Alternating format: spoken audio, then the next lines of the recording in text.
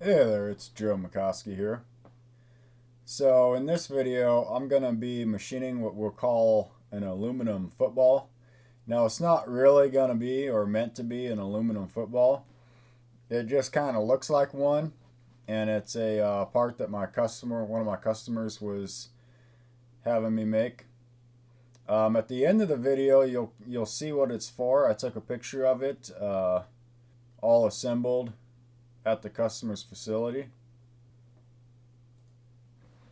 So I start out by rough turning and finish turning the first side of it. Had a little bit of clearance issues there, so I left a little nubbin on the front. And then after I get done turning it, I've got to retract the tailstock and I clean that up. So now that we got the first side done, I bored some soft jaws to hold on the small OD there on the first side.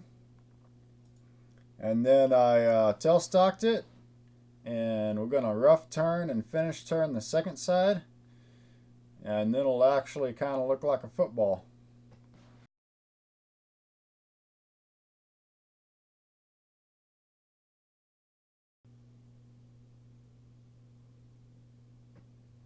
Just clean up that little remnant material on this one too.